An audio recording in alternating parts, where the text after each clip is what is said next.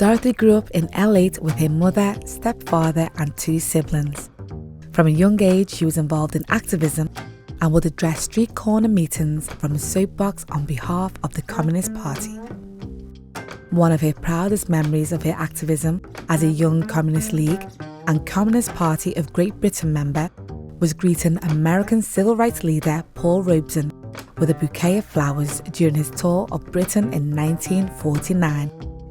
Working with the CPGB also brought her into contact with Pablo Picasso, who's a frequent guest of British communists.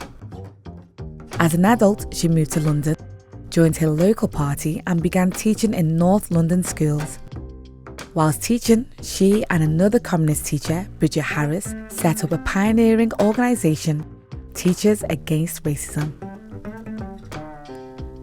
As a communist woman, Dorothy was a member of the National Assembly of Women and ensured anti-racism was on the forefront for the members.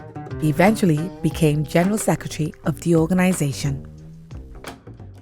In the 90s, she returned to Liverpool, intending to retire but instead found herself protesting the demolition of houses in L8. 10 streets of Edwardian houses were eventually knocked down to make way for modern apartments. But if not for Dorothy, her street would have gone the same way.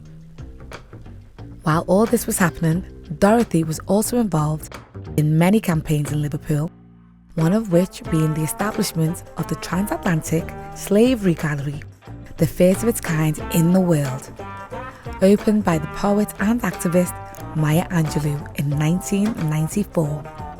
It would then become the International Slavery Museum in 2007 during a refurbishment. Dorothy was a member of the board and was instrumental in developing the annual Slavery Remembrance Day on August 23rd, which is now an important annual event in Liverpool and London. It was an achievement Dorothy looked back on proudly. A commemorative lecture was added to the Slavery Remembrance Day programme in 2003, which was renamed the Dorothy Kuya Slavery Remembrance Lecture in 2014, following her passing as a way to recognise the incredible amount of activism she did throughout her life, not only for Liverpool, but the UK.